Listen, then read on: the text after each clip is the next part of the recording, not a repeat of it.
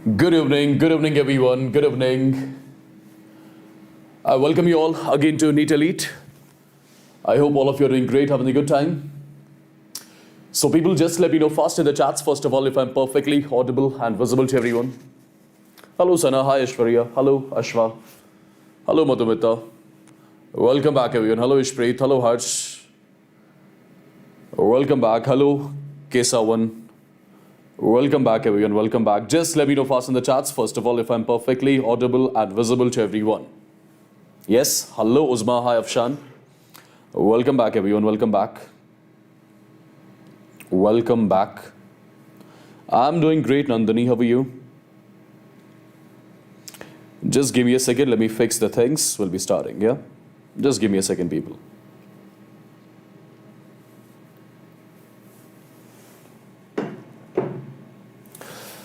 Alright, so as you all must be knowing, we are done with the chapter Redox Reactions, right? Well, in the tonight's session, I have come up with around 50 questions, right? Which have been asked in different medical competitive examinations, right?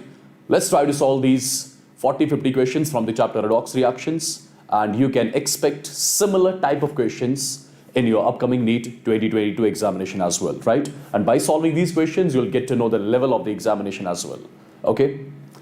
So without wasting a lot of our time, let's get going, let's get started. But before starting, the ones who have just joined in, who are new to the channel, let me quickly introduce myself. Well people, my name is Wassim and I'm your chemistry master teacher writer on this NEET Elite channel, right? Well, the ones who have not liked the video yet, please do like the video, share the video with your friends, do subscribe to the channel, and do not forget to hit the bell icon so that you get the notification of every single session which we take live on this NEET Elite channel, right? So do like the video, share the video with your friends, and do subscribe to the channel as well, okay? Perfect. So people, let's get started first of all with the questions which are based on the oxidation number, right? I've divided this chapter into many parts. First, we'll be doing the questions based on oxidation number. Then we'll be doing the questions based on balancing of the redox reactions. Then we'll be doing certain questions based on equivalent mass, then on redox titrations, etc., and volume strength, right? All the concepts which we have discussed in this chapter will be covering all the questions from those concepts in detail, and let's exactly get to know the level of the questions which have been asked many a times in different medical competitive examinations from the topics which we have covered in this chapter, right? So let's get going then. Let's get started with the first question, which is going to be on your screen. A very simple and basic question. Let's give it a try.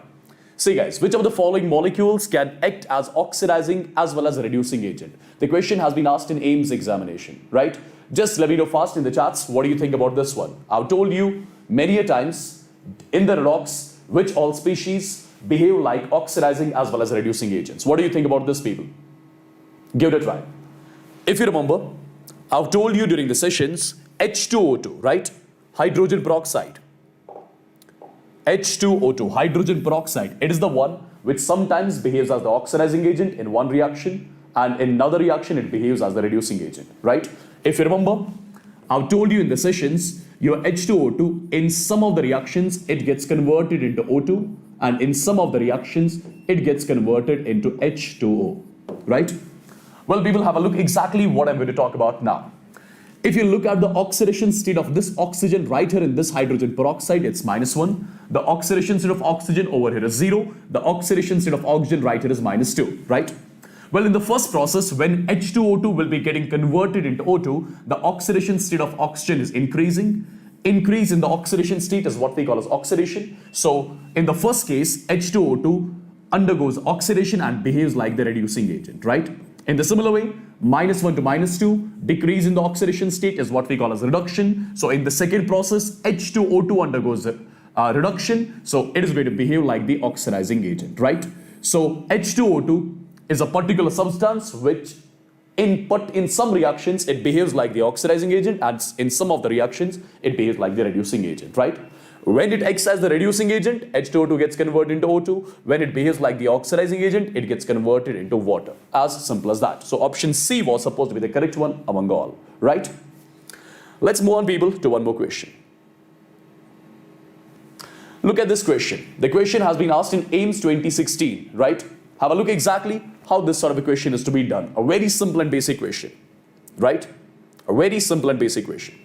substances that are oxidized and reduced in the following reaction. So basically in this particular reaction, you are supposed to check which reactant undergoes oxidation and which reactant undergoes reduction. That's all what you need to identify, correct? A very simple and basic question. See guys, if you look at the oxidation state of nitrogen right here, it's going to be 2x. Hydrogen will be showing plus 1 oxygen state, and there are some 4 hydrogen atoms. Net charge present on the molecule is 0. So from here, x value will come out to be -2. So basically, oxidation state of nitrogen right here is -2. And if you look at this hydrogen peroxide, oxidation state of oxygen over here will be -1. Right here, oxidation state of nitrogen is 0. And over here, oxidation state of oxygen is -2. Now check out. See guys, the oxidation state of nitrogen is changing from -2 to 0. Means increase in the oxidation state. Increase in the oxidation state is what we call as oxidation. So I can say this N2H4 over here undergoes oxidation. It is undergoing oxidation, right? In the similar way, -1 to -2, decrease in the oxidation state is what we call as reduction. So you can say this H2O2 undergoes reduction in this process. So basically what I was supposed to identify, which among the following undergoes oxidation and which undergoes reduction. So basically N2H4 undergoes oxidation and H2O2 undergoes reduction. So what is going to be the correct answer of this question, people? The question is done and dusted. This undergoes oxidation, this undergoes reduction. That's all, right? So it's going to be option B, which is absolutely going to be the correct answer of this question as well. Very simple and basic, right? Perfect. You can get the level of the questions, people, right? Very simple and basic questions have been asked. And this question is your AIMS 2016 question from the chapter Redox. Okay. Highest oxidation state of manganese is present in. The question has been asked in AFMC. What is going to be the answer of this question, people? Highest oxidation state of manganese. Well, as you all must be knowing, manganese shows the maximum oxidation state of +7, right? And in the first compound, you can see the oxidation state of manganese will be +7, right? You can check it out as well. Potassium, it's a group first element, so it will be showing +1 oxidation state. Let's assume the oxidation state of manganese is X. Oxidation state of oxygen is simply going to be -2. There are some 4 oxygen atoms. Net charge present on the molecule is 0. So from here, the X value will come out to be +7, right? Well, you can check the rest as well. Okay, perfect. And among all the options, the oxidation state of manganese is maximum in the option number 1. Very simple and basic question again. Moving on to the next one, people. These are the oxidation of states of manganese in different compounds, as you can see over here, right? And I'm sure you guys know how to get the oxidation state of an element in a compound by using the formula. Perfect. Look here, guys. The oxidation state of sulfur in H2SO4. See what kind of a question have been asked in OJEE. Have a look exactly, people, right? Simple and basic. Kill it and let me know its answer. So let's start with the hydrogen. It's going to show +1 oxidation state. There are some 2 hydrogen atoms. Let's assume the oxidation state of sulfur is X, right? Oxygen shows -2. There are 4 oxygen atoms. Net charge is 0. So X value will come out to be +6, right? So +6 is basically the oxidation state of sulfur in this compound. Again, a simple and basic question, right? Again, a simple and basic question. Perfect. One more. The oxidation number of phosphorus in PO4 trinegative, sulfur in SO4 dinegative, and chromium in Cr2O7 dinegative. Again, simple. Let's start with PO4 trinegative, right? Let's start with PO4 trinegative. Let's assume the oxidation state of phosphorus is X. Oxygen is going to show -2 oxygen state. There are 4 oxygen atoms. Net charge is -3, right? The value of X will come out to be +5. So +5 is the oxidation state of phosphorus in this compound. SO4 dinegative. SO4 dinegative. Let's assume the oxidation state of sulfur is X. Oxygen is going to show -2 oxygen state. There are some 4 oxygen atoms. The net charge present on the molecule is -2. So X value over here will come out to be +6. So +6 is the oxidation state of sulfur over here, right? Similarly, Cr2O7 dinegative. Cr2O7 dinegative, if you see, let's assume the oxidation state of chromium is X, so it's going to be 2 times X. Oxidation state of oxygen is -2. There are 7 oxygen atoms. Net charge of the molecule is -2. So from here, X value will come out to be +6. So +6 is the oxidation state of chromium, right? So +5, +6, +6, right? +5, +6, +6. It's absolutely going to be option A, which is going to be the correct answer of this question as well. Again, a simple and basic question, people. Right? Moving on to one more question. The oxidation number of chromium in potassium dichromate. Again, a simple one, right? And see, in different competitive examinations, this question has been asked. See what kind of a question is asked, people. AIPMT 1988, 1995, then AIMS 1997. When you talk about potassium dichromate, what is going to be the oxidation state of chromium?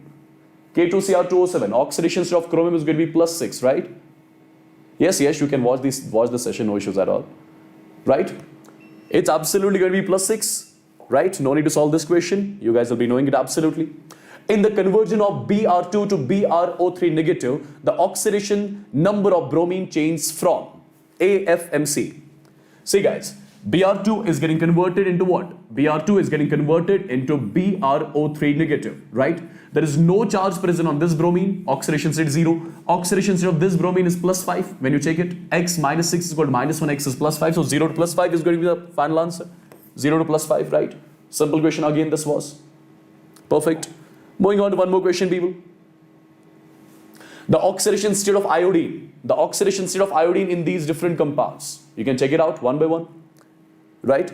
See guys, you have got HiO4. If you talk about HiO4, you need to calculate oxidation state of this iodine. Hydrogen is going to show +1 oxygen state. Let's assume the oxidation state of iodine is X. Oxygen will be showing -2 oxygen state. There are 4 oxygen atoms. Net charge is 0. So the X value will come out to be +7, right? So +7 is going to be the oxidation state of iodine over here. If you talk about H3IO5, H3IO5, let's assume the oxidation state of iodine is X, right? Since there are 3 hydrogen atoms, so it's going to be +1 multiplied by 3, right? Oxygen is going to show -2 oxygen state. There are 5 oxygen atoms. Net charge on the molecule is 0. So X value will come out to be +7. So +7 is the oxidation state of this iodine, right? What about the next? The next is H5IO6, right? So answer is going to be +7, +7 and what? +7, +1. Let's check the next. H5IO6, right? So hydrogen +1 oxygen state. There are 5 hydrogen atoms. Iodine will show X oxygen state. The oxygen state of oxygen is -2. There are 6 oxygen atoms. Net charge is 0. So X value is again going to be +7 only, right? So what is going to be the final answer, people? It's going to be +7, +7, +7. Everywhere iodine is showing +7 oxidation state, right? A very simple and basic question again. Perfect. One more question. Oxidation number of iodine in these compounds. Okay, oxidation state of iodine in these compounds. Again, simple and basic question. Well, the first compound is IO3 negative. We need to calculate oxidation state of iodine. Let's say it's X. Oxygen will be showing -2. There are 3 oxygen atoms. Net charge is -1. So X value will come out to be +5. So +5 is the oxidation state of iodine over here. IO4 negative. When you use the formula, the oxidation state of iodine will come out to be +7, right? Similarly, if you talk about Ki, since iodine is attached to group first element shows +1, so iodine will be showing -1. And over here, there is no charge present on iodine, so 0, right? So what is going to be the answer of the equation? What is going to be the answer of the equation? It's going to be +5, +7, -1, 0.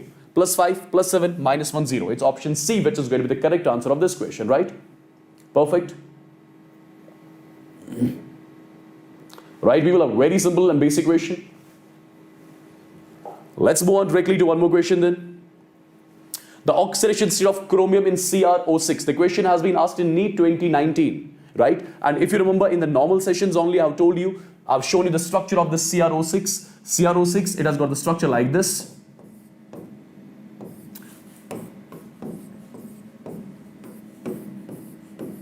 This is the structure of your CrO6. I hope you remember it, right? And if you look at the structure, the oxidation state of chromium right here is going to be simply +6 because everywhere chromium is forming some 6 sigma bonds with oxygen, right? So absolutely it's going to be +6. Yeah?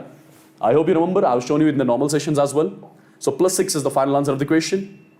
Moving on to one more. What is the oxidation state of phosphorus in this compound? This question has been asked in PMT, and the same time, this question has been asked in JEE Mains examination once, long back, right? See guys, what the question says. We need to calculate the oxidation state of phosphorus in BaH2PO2 whole twice, right? Since barium is a group second elements show the oxidation state of +2, right? Hydrogen shows the oxidation state of +1. There are 4 hydrogen atoms, so multiply it with 4. Oxidation state of phosphorus is X, so this is going to be 2X. Oxygen will be showing -2 oxygen state. There are some 4 oxygen atoms, so multiply it with 4. Net charge is 0. When you solve this, X value will come out to be +1. So +1 is basically going to be the oxidation state of phosphorus in this compound, right? As simple as that. Yeah? A very simple and basic question. Moving on to one more. The oxidation number of xenon in this compound. What is the oxidation state of xenon in this compound? JKCET examination. See, xenon has got the oxidation state of X. Oxygen shows oxidation state of -2. Fluorine shows oxidation state of -1. There are 2 fluorine atoms. Net charge is 0. So the value of X will be simply +4, right? So +4 is the oxidation state of xenon in this compound. Option C is the one which is correct, right? A very simple and basic question again, people. Right? Moving on to one more. Okay, this question has been asked in NEET 2020 examinations. See what kind of a basic question was asked. What is the change in the oxidation number of carbon in the following reaction? First of all, carbon, oxidation state of carbon in CH4 is simply going to be -4 because carbon is more electronegative than hydrogen. What about the oxidation state of carbon over here? It's going to be +4 because it's attached to chlorine, right? Chlorine being more electronegative. So -4 to +4 is going to be the correct answer of this question. So option B is the one, right? Simple and basic again. Right, people? Simple and basic question again. Okay, one more question. When MnO4 reacts with KBr in alkaline medium and gives bromate ion, then oxidation number of manganese changes from +7 to +2. So basically, KMnO4 is participating in which medium? It is participating in alkaline medium. I hope you remember, KMnO4 in alkaline medium, it gets converted into MnO2. This is something which I've told you in detail in the normal sessions as well. Well, the oxidation state of manganese right here is +7 and right here is going to be +4, right? So +7 to +4. Oxidation state of manganese is changing from +7 to +4. A very simple and basic question again, people. Yeah? Absolutely, you all are perfectly right. It's +4. Moving on to one more question. In the reaction SO2 plus 2 times H2S gives 3 times sulfur plus 2 times water, the substance oxidized is. Okay, let's see exactly which substance undergoes oxidation in this particular case. Have a look exactly. Over here, sulfur has got the +4 oxidation state. Right here, sulfur has got the -2 oxidation state. Right here, 0 oxidation state. Check it out. +4 to 0. Decrease in the oxidation state means reduction. So this SO2 is undergoing reduction. Now look here. -2 to 0. Increase in the oxidation state of sulfur. Increase in the oxidation state is what we call as oxidation. So this H2S undergoes oxidation over here. So I must say H2S is oxidized in this particular reaction. That's something which I was supposed to check. The substance which is oxidized is H2S. Option A is the one which is correct, right? Again, a simple question, people. Let's move on to one more then.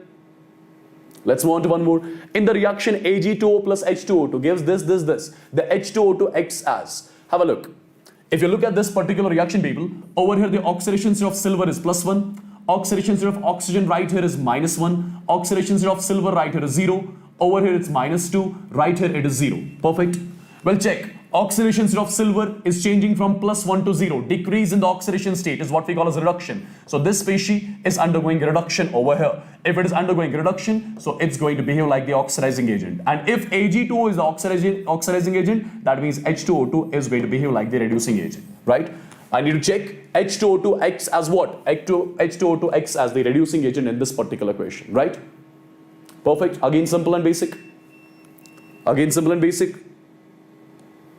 One more question. What is the oxidation number of sulfur in this compound, right? Well, I have shown you the structure of this compound in the regular sessions as well, if you remember. If you remember the structure of Na2S4O6, its structure is going to be like this. Double bond O, this is double bond O, this is oxygen attached with sodium, right? It's double bond O, this is double bond O, this is oxygen attached with sodium, right? Oxidation state of this sulfur is +5, right? This is 0, this is 0, this is +5. So what is the net oxidation state, average oxidation state? It's going to be +5, +0, +0, +5 divided by number of sulfur atoms 4. The value comes out to be +10 divided by 4, which can be written as +2.5. So this +2.5 is basically the average oxidation state of sulfur in this particular case, right? Right? So 10 divided by 5 means 5 by 2. 5 by 2. So option D is the one which is the correct answer of this question. Perfect. Again, the basic question. Very simple. Right? Moving on to one more question. Which are disproportionation reactions? Which are disproportionation reactions? Have a look, people. Oxidation of copper right here is +1 because there is positive charge on it. Right here it's +2. Right here it's 0.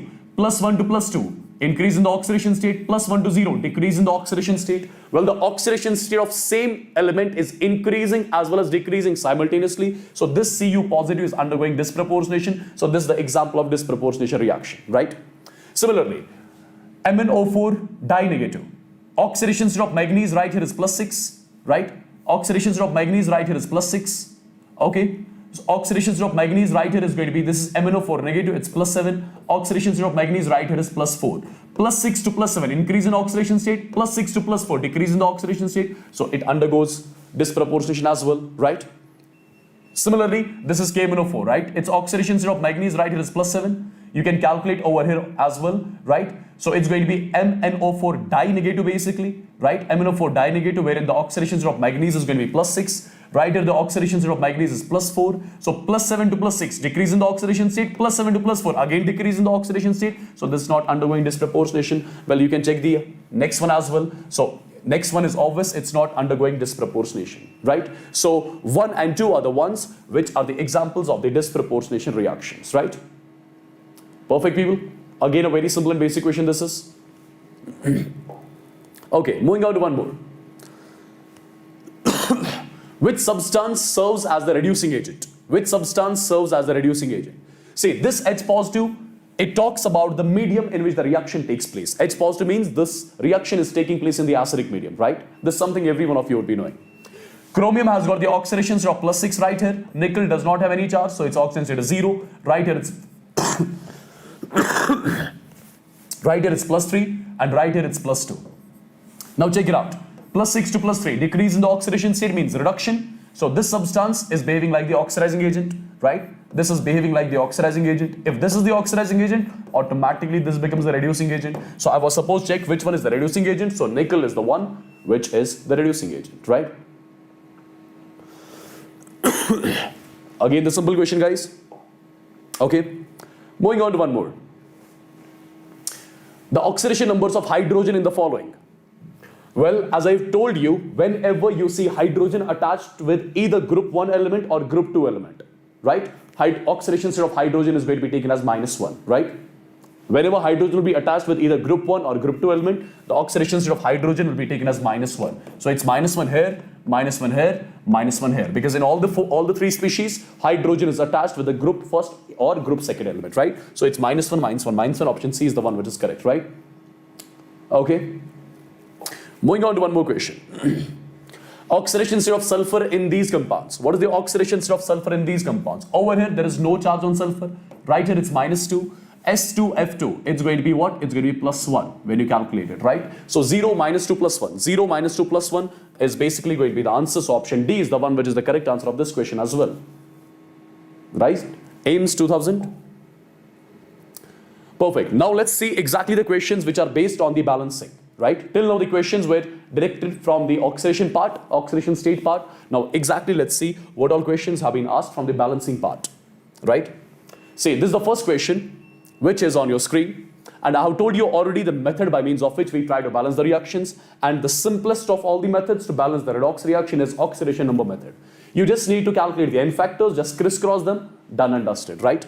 See, the oxidation state, if I write the reaction again, it's I negative plus IO3 negative, right, plus H positive, which is talking about the medium. It gives I2 plus H2O. Perfect.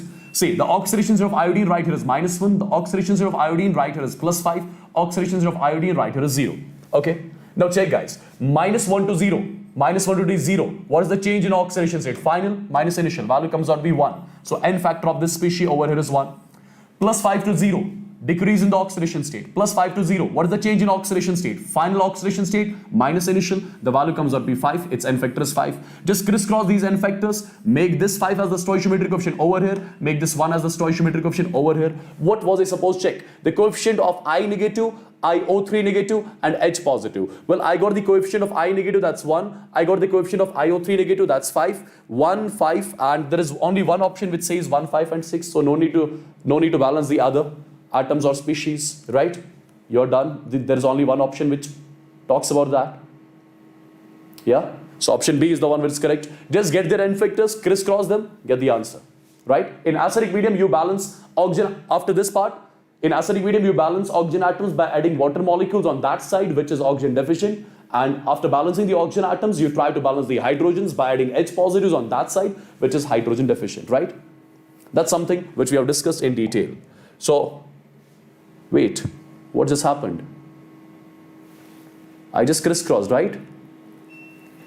Its coefficient was 5, it was 1. So 5, 1, okay. I thought it's 1, 5. So it's 5, 1, all right. Yes, Munaza, you're perfectly right. It's 5, 1. Moving on to one more. In the reaction, IO3 negative plus SO2 plus water gives I2 plus SO4 di negative plus 8 times H positive. The coefficient of SO2 will be, again the similar procedure I'll be doing. See, let's first of all, let me write the reaction again. It's IO3 negative plus SO2 plus water. It gives what? It gives I2 plus SO4 di negative. Get the N factors of these two species. The oxidation state of iodine right here is plus 5, right here it's plus 4. Oxidation state of iodine is 0, over here it's plus 6. Oxidation state of sulfur, right? Check the oxidation state of iodine, plus 5 to 0. Plus 5 to 0. What is the change in oxidation state? Final minus initial. Value comes out to be 5, so its N factor is 5. Plus 4 to plus 6. Plus 4 to plus 6. What is the change? Final minus initial. Value comes out to be 2, right? Make this 2 as the stoichiometric coefficient over here. Make this 5 as the stoichiometric coefficient over here. What was I supposed to check? The coefficient of SO2. The coefficient of SO2 is 5, right? So option C is the one which is correct answer of this question. Right, people? Again, the simpler one. Right? So 5 is going to be the answer of the question. Let's move on to one more. K2Cr2O7 in acidic medium. As I've told you, K2Cr2O7 in acidic medium, it gets converted into Cr tri-positive, and KMnO4 in acidic medium, it gets converted into Mn di-positive. And I've told you all the reactions, K2Cr2O7 or KMnO4 converts Fe di-positive into Fe tri-positive in acidic medium, H2O2 into O2, oxalate into carbon dioxide, I negative to I2, right? Sn di-positive to Sn plus 4. All those things I've told you in detail. So what is going to be the answer of this question? K2Cr2O7 in acidic medium gets converted into Cr tri-positive. So Cr tri-positive, option B is the one which is correct, right? The correct coefficients of the reactants for the balanced chemical equation. See guys, I need to balance this particular reaction and the balancing has to be done in acidic medium, right? Let's use the normal procedure which we do. This is MnO4 negative plus oxalate ions C2O4 di negative. The reaction has to be balanced in acidic medium. It should get converted into Mn di positive plus carbon dioxide. Now have a look. See, in acidic medium, the N factor of MnO4 is 5, MnO4 negative is 5. Oxalate ion, its N factor is going to be C. The oxidation state of carbon right here is plus 3 to plus 4. Change in the oxidation state. 1 is the change in the oxidation state for one atom, but I have 2, so its N factor is going to be 2. Make this 2 as the stoichiometric coefficient right here. Make this 5 as the stoichiometric coefficient right here. Now remove these N factors. After removing these N factors, balance all the atoms except hydrogen and oxygen. We have got 2 manganese on this side, so 2 manganese. We have got 5 2s are 10 carbons on this side, so 10 carbons on this side. Now balance the oxygen atoms. We have got 4 2s are 8, 8 and 20. We have got 28 oxygens on the left hand side. We have got 10 2s are 20 oxygen atoms on the right hand side. So which side is oxygen deficient? Right hand side, right? So in order to balance the oxygen atoms, I'll be adding some 8 water molecules on this side. Now the oxygen atoms are balanced. Now let's try to balance the hydrogen atoms. There are some 16 hydrogen atoms on the right hand side. So add some 16 H positives on this side. So this reaction is balanced, right? Check it out. 2 5 16. 2 5 16, right? So option B is the one which is correct, right? Again, the simple question. The question has been asked 2 times. One in NEET 2018, another one in JEE 2021, right? I'm sure this is done. It's clear to everyone? Perfect. Moving on to one more question, people. For the redox reaction, in which your zinc plus NO3 negative, it gives Zn di positive plus NH4 positive, right? So let me write the reaction again. Zinc plus NO3 negative, it gives what? It gives Zn di positive, and with this you are writing NH4 positive as well, right? Calculate the oxidation states. Zinc over here 0, nitrogen over here is going to be plus 5, this is going to be plus 2, this is going to be minus 3, right? Get the oxidation states, people. You have calculated the oxidation states, calculate the change in oxidation state. Final minus initial, value comes out to be 2, so 2 is its N factor. So plus 5 to minus 3, calculate the change in oxidation state. Final minus initial comes out to be 8, so 8 is its N factor. So make this 8 as the stoichiometric coefficient over here, make this 2 as the stoichiometric coefficient over here, right? What do I need to check? The coefficients of zinc and OH negative. Well, the coefficient of zinc is supposed to be 8, right? Now have a look exactly. Since we have balanced it, right? Since we have balanced it. Now we will understand. The reaction is taking place in the basic medium. The reaction is taking place in the basic medium, right? Now first thing, balance all the atoms except oxygen and hydrogen. Balance all the atoms except hydrogen and hydrogen, oxygen. 8 zinc, so 8 zincs on this side. 2 nitrogens, right? So 2 nitrogens on this side. So now balance the charge because the reaction is participating in the basic medium, right? So balance the charge. So there is minus 2 charge on the left hand side, and 8 2s are 16, 16 and 2 comes out to be plus 18. So plus 18 is on this side. Perfect. So how many OH negatives are to be added? How many? Which side is negative charge deficient? First of all, I'll say right hand side is negative charge deficient. So I'll be adding some 20 OH negatives on this side, right? 20 OH negatives on this side. Perfect. Now after this, you can balance the water. Did we do some mistake somewhere? Check, guys. Did we do some mistake? For the redox reaction, this in basic medium, the coefficients of zinc and OH negative in the balanced chemical equation. So basically, I balanced the atoms. Zinc is balanced. Right, zinc is balanced, nitrogen is balanced as well. So we were supposed to balance the charge. Over here, -2 charge. Right here, it's going to be 8 2s are 16. 16 and 2 comes out to be 18. So it's going to be 20 OH negatives. So -2 is balanced. Right. Now we are supposed to balance the hydrogen atoms. Wait. Okay, oxygen atoms will be supposed to balanced. Oxygen over here are 3 2s are 6. And on this side, we have got some 20 oxygens. So on this side, we have to add some water molecules. How many water molecules? Check it out. 3 2s are 6. 6 oxygens on this side. 20 oxygens on this side. So 14 H2O molecules I'll be adding on this side. Now check whether the hydrogens are balanced. It's going to be 28. This is going to be 4 2s are 8. 8 and 20, 28. So the reaction is balanced, right? Now you can make it in the simplest form as well. You can divide throughout by 2. When you divide throughout by 2, it becomes 4 times zinc plus NO3 negative plus 7 times water. It gives 4 times Zn di positive plus NH4 positive plus 10 times OH negative. This is a balanced chemical equation as far as this is concerned, right? Yes, this is a balanced chemical equation. What do I need to check? I need to check in the basic medium the coefficients of zinc. The coefficient of zinc is coming out to be 4. The coefficient of zinc is coming out to be 4, right? There is something missing over here. Zinc, something and OH negative. I think this question is like this. Zinc, NO3 negative and OH negative. Is that? Or the question is like this. Wait, let's modify the question. See, you got the stoichiometric coefficients of all the species. Now this is mistakenly written over here like this. I think the question will be the coefficient of either zinc, NO3 negative and OH negative. So 4, 1 and 10, right? 4, 1 and 10. Perfect. Or the question can be what are going to be the coefficients of zinc, NO3 negative and water. It's going to be then 4, 1 and 7, right? Depending on what exactly the question was. Perfect. Right? So as per this, it is 4, 1 and 10. Right? So the question was asked as what are going to be the stoichiometric coefficients of zinc, NO3 negative and water, right? And OH negative, sorry, which came out to be 10. Perfect. Then only it will come out to be option C. Perfect. This is the balanced chemical equation which we did as well, right? Okay, now let's see exactly the questions which have been asked from the topic equivalent weight and the N factor calculation in your different examinations. See guys, what is the equivalent weight of SnCl2? Tin over here will show the oxidation state of +2. Right here the tin is showing the oxidation state of +4. +2 to +4. Change in the oxidation state. Final minus initial. Value comes out to be 2. So its N factor is 2. So its equivalent mass is going to be its molar mass divided by 2. Its molar mass is 190 divided by 2 will come out to be 95 grams. Right? This is the equivalent mass. 95 is going to be the correct answer of this question. As simple as that. Right people? So option A is the one which is correct. Right? Moving on to one more. The equivalent mass of MnSO4 is half of its molecular weight when it gets converted into. See, what is the oxidation of manganese right here? It's +4, right? Sorry, it's not +4. Mn di positive, right? Mn di positive, it's +2, right? The equivalent weight of MnSO4 is half of its molecular weight. When can be the equivalent mass of MnSO4 half of its molecular weight? When this MnSO4 will get converted into some species in which the oxidation state of manganese will be +4, right?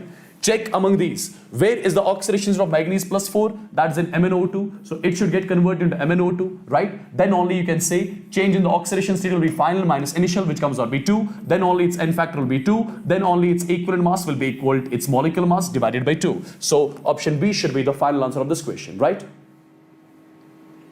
Right people? Again the simpler one. Okay, one more.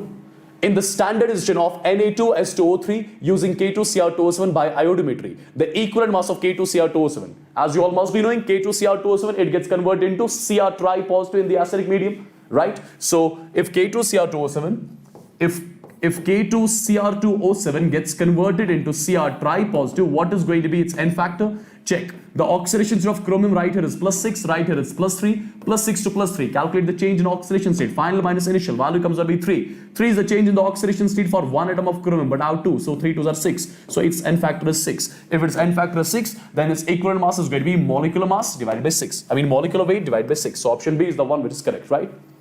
Again, the simple question this was. Perfect. One more question.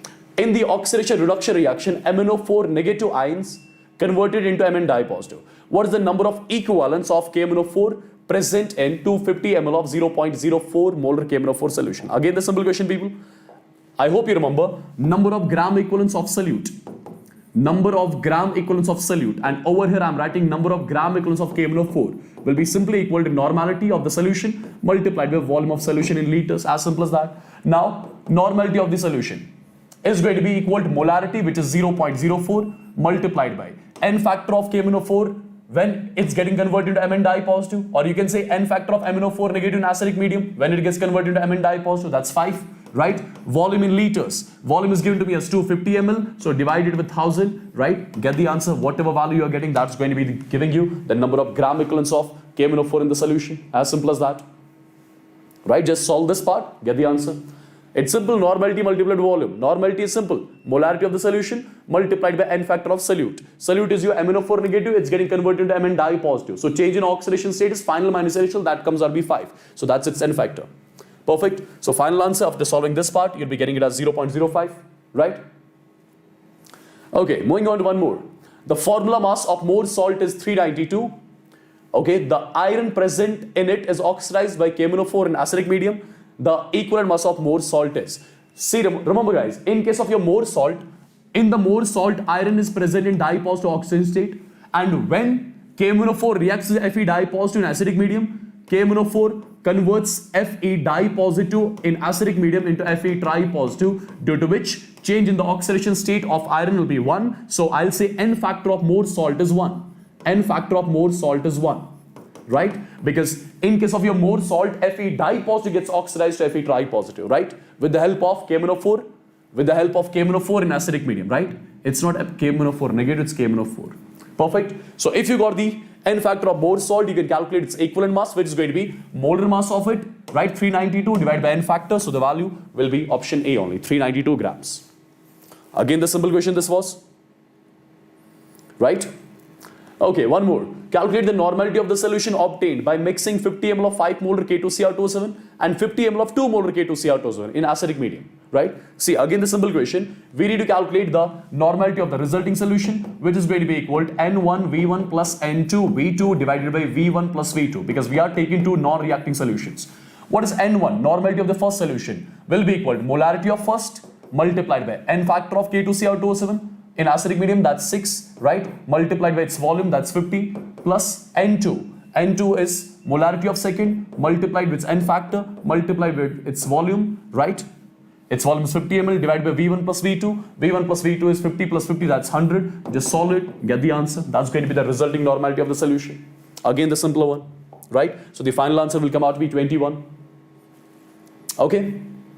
So simple formula I've used, normality of mixing of two non-reacting solutions, right? And it was done. In which of the following reactions there is no change in the valency?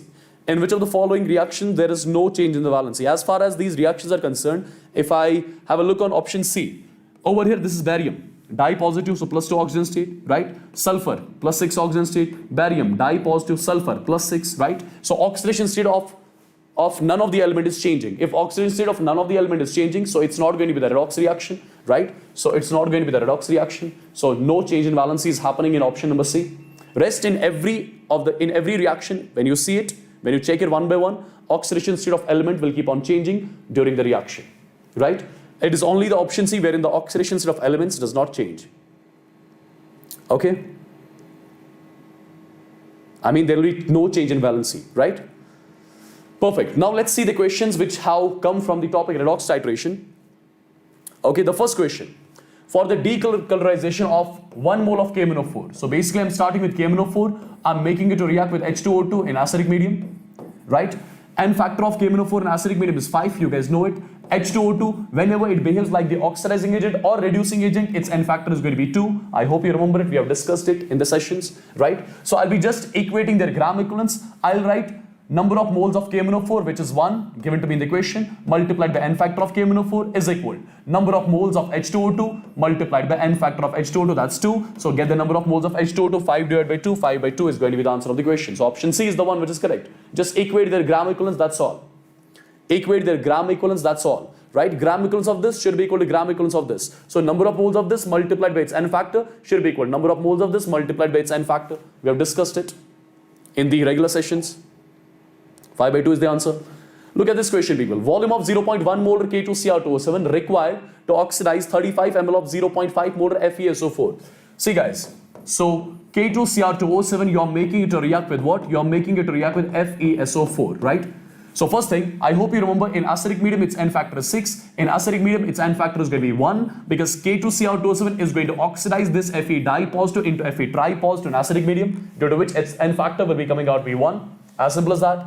Now I'll be simply equating their milli equivalents because the volume is given in milliliters. So I'll say normality of K2Cr2O7, which is going to be molarity of K2Cr2O7 multiplied with N factor multiplied by its volume, right? Which I need to calculate. Let's call this as V1 is equal to milli equivalents of FeSO4 will be equal to normality of FeSO4, which is going to be equal to molarity of FeSO4 0.5 multiplied by its N factor. So I got the normality multiplied by volume in ml, that's 35. So V1 from here you can calculate, you can solve this part, get the value of V1, which is going to be the answer of the equation, right? So final answer after solving this equation will come out to be 29.2 ml. That's all.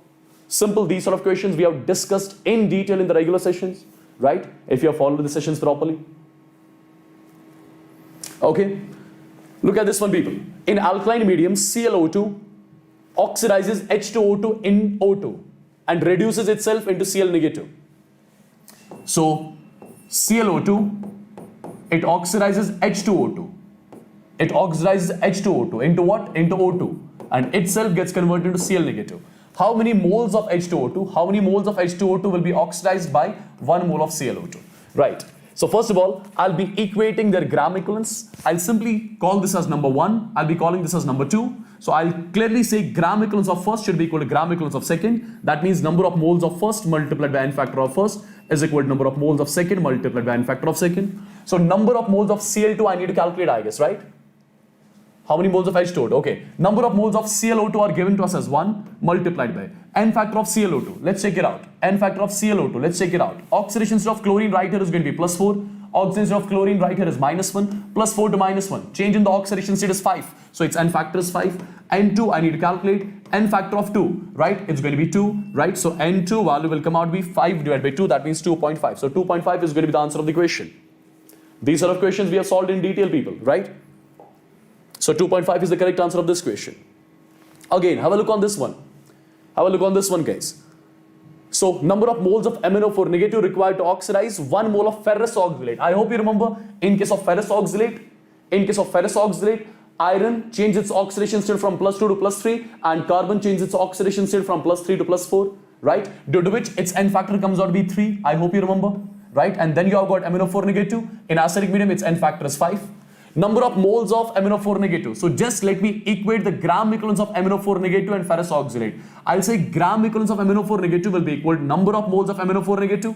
Number of moles of MnO4 negative multiplied by N factor of MnO4 negative should be simply equal to number of moles of ferrous oxalate FeC2O4 multiplied by N factor of this ferrous oxalate. Right? So number of moles of MnO4 negative I need to calculate. N factor of MnO4 negative is going to be 5. So this N multiplied by 5 is equal. Number of moles of ferrous oxalate given to me as 1. Its N factor is 3. So N value will come out to be 3 divided by 5. The value comes out to be 0.6. So 0.6 is going to be the final answer of the equation. Option A is the one which is correct, right? Right, people? I'm sure this is clear to everyone because we have solved these sort of questions. We have seen the concepts involved in it. I'm just doing them quickly now. An aqueous solution of 6.3 grams of oxalic acid dihydrate made up to 250 ml. The volume of 0.1 normal NaOH required to completely neutralize 10 ml of this solution. Again, the simpler one. See guys, first of all, you have got oxalic acid dihydrate, right? You have got oxalic acid dihydrate solution, H2C2O4.2 times water, oxalic acid dihydrate, right? We are given with it 6.3 grams. We are given with it 6.3 grams, right? Let me tell you its n factor is 2.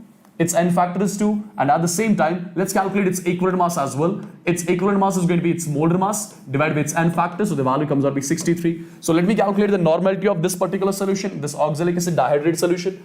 It's going to be mass of solute in grams, which is 6.3, multiplied by 1000, divided by equivalent mass of solute, which is 63, multiplied by volume of solution in ml, that is 250, right? So what is the value coming out to be? This is 1, this is 4, this is 1, this is 10. So the value comes out to be 0.4. So basically, we have got the oxalic acid dihydrate solution whose normality is 0.4, right? The volume of 0.1 NaOH, the volume of 0.1 normal NaOH required to completely neutralize 10 ml of this solution, right? So normality of your oxalic acid dihydrate solution, which is 0.4 multiplied by its volume, right? N1V1 is equal to N2V2. So N2 is the normality of NaOH and its normality of NaOH, which is 0.1, and its volume I need to calculate in ml. So from here, you'll be getting the answer as 40 ml, I think, right? So 40 ml is the answer of the question. Perfect. Again, the simpler one. Look here. X moles of potassium dichromate oxidize 1 mole of ferrous oxalate, right? So we have got potassium dichromate K2Cr2O7 on one side. On the other side, we have got ferrous oxalate. This is FeC2O4, right? In acidic medium, if you remember, its N factor is 6. If you remember, its N factor is 3 in acidic medium, right? We have discussed it in detail. So X moles of potassium dichromate. Let's just equate their gram equivalents. I'll say number of gram equivalents of K2Cr2O7 should be equal to gram equivalents of this, right? Gram equivalents of K2Cr2O7 will be equal. Number of moles of K2Cr2O7 multiplied with N factor is equal. Number of moles of ferrous oxalate, which is 1, multiplied with N factor, that's 3. So the value, the question is done, right? The question is done. Get the value of X. X value will be 3 divided by 6, so 0.5. Right? Again, the simpler one. Perfect. How many moles of iodine? How many moles of iodine are liberated when 1 mole of potassium dichromate? When 1 mole of potassium dichromate reacts with potassium iodide, and it leads to the formation of what? It leads to the formation of I2. It leads to the formation of I2, right? This is something which is given to me. So how many moles of iodine? How many moles of iodine are liberated when 1 mole of potassium dichromate reacts with potassium iodide, right? So I'll be just equating their gram equivalents. I'll say gram equivalents of first should be equal to gram equivalents of second, since this reaction will be taking place in the acidic medium, because in the acidic medium only K2Cr2O7 converts I negative into I2. So at the same time, this K2Cr2O7 would have got converted into Cr tri positive, right? Due to which its N factor is going to be 6, due to which the N factor of I2 is going to be 2, right? Check it out. The oxidation of iodine right here is 0, right here -1, so 0 to -1. 0 to -1, change in the oxidation state, final minus initial comes out to be 1. 1 is the change in the oxidation state for 1 atom of iodine, but out 2, so its N factor is 2, right? Now, number of moles of K2Cr2O7, which are given to us as 1, multiplied by N factor of K2Cr2O7 is equal. Number of moles of I2 multiplied by N factor of I2, the value comes out to be 3, so 3 is going to be the correct answer of the question, so option C is the one, right? Again, the simple question. Now, let's see the questions which are based on the volume strength, right? Let's see the questions which are based on the volume strength, which have been asked in different examinations. See guys, a fresh H2O2 solution is labeled as 11.2 volume. Okay, the solution has the same concentration as the solution which is. See, first of all, the volume strength is given, so I can calculate molarity. Molarity is going to be equal to volume strength, which is 11.2 divided by 11.2, right? Molarity of the solution comes out to be 1. Perfect. Now I need to see which of the following solutions will have the molarity of 1. If I look at option number C, so 3.2% weight by volume, what does that mean? That means 3.2 grams of solute of H2O2 are present in 100 ml of solution. 100 ml of solution, right? 3.4 grams of H2O2 are present in 100 ml of solution. So can I, if I multiply both sides by 10, can I say 34 grams of H2O2 are present in 1000 ml of solution? That means 1 liter of solution. So these many grams of solute are present in 1 liter of solution. So these many of grams of solute means how many moles of solute? Just divide this term by the molar mass of solute, which is 34. So basically 1 mole of solute is present in 1 liter of solution. 1 mole of solute is present in 1 liter of solution. So I must say molarity of this particular solution is 1, right? So molarity of this particular solution is going to be 1. So it's option C, which is the correct answer of this question again. Right, people? Okay. The volume strength of 1.5 normal H2O2 solution, right? So see, I hope you remember, molarity of H2O2 aqueous solution is going to be equal to what? It's going to be volume strength. It's going to be volume strength divided by 11.2, right? Or you can say normality of H2O2 aqueous solution is equal to volume strength divided by 5.6. I need to calculate the volume strength. Normality is given to me as 1.5. So 1.5 multiplied by 5.6 gives me the volume strength of H2O2 solution, which comes out to be 8.4. So 8.4 is the correct answer of the question, right? So these were the questions which were asked in different medical competitive examinations.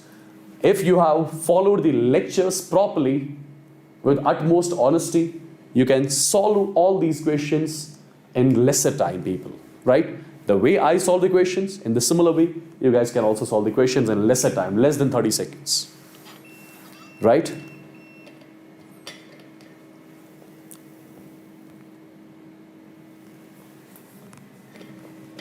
The next chapter is going to be your chemical equilibrium. We are going to start the chapter chemical equilibrium, people, right? And by the way, there is the offer which is going on in Vedantu right now. There is a Republic sale on all the courses, whatever are there on the Vedantu platform, right? On every course, you are getting some 50% off if you'll be using the coupon code WSPRO, right? So since our NEET 2022 crash course batch has started recently on the actual Vedantu platform, in which the best teachers of Vedantu train you personally in all the 3 subjects, physics, chemistry, as well as biology. Apart from the course, that is the course for basically 3 months on the actual Vedantu platform, right? Apart from the syllabus completion, no need to worry about the test series, assignments, study material, class recordings. Every single thing is provided in that crash course, right? And if you are getting that crash course, right, by applying this coupon code WSPRO, you are just getting that crash course in 8K. That's all, right? So the actual cost of the course was some 20K, but right now, due to the offer which is going on, if you'll be using this coupon code WSPRO, you'll be getting this crash course just for 8K, right? The batch started today, right? The batch started today on the actual Vedantu platform. 24th of Jan, the batch started. So I would suggest you guys to get enrolled into this batch as soon as possible. It's going to be highly, highly, highly beneficial for you, right? It's a proper crash course for the ones who are going to write the NEET in 2022 year, right? And let me quickly show you how to get enrolled into this batch. Well, first of all, what all features do we have in this batch? You'll be getting the whole syllabus done in 3 months, right? Test series is involved, right? So chapter-wise tests will be there, by means of which you can compare your ranks with the other students across the country, right? You'll be getting the summary notes, right? Every single thing, whatever is needed for the competitive examination like NEET to get cracked, all those things are provided into this crash course. So do get enrolled in this. Let me quickly show you how to get enrolled in this. Let me quickly show you. Just a second, guys. You have been signed out. Okay, so basically there's a link which is given in the description box of the video. You need to click on that link. After clicking on that link, you need to use the coupon code WSPRO. There's a link given in the description box of the video which is for the NEET 2022, which is particularly for the NEET 2022 crash course. Click on that link, right? After clicking on that link, click on buy now. After clicking on buy now, just put your number, email ID on which you'll be getting the OTP and everything, and eventually you'll be getting enrolled into the batch which I'm currently talking about, right? So do get enrolled in it as soon as possible, and if you have not liked the video yet, please do like the video, share the video with friends, and do subscribe to the channel. So the next chapter we'll be starting with is going to be your equilibrium, right? So with this, I'm going to take a leave. I'll see you guys again at 9:30 on Vedantu J English channel, right? Yes.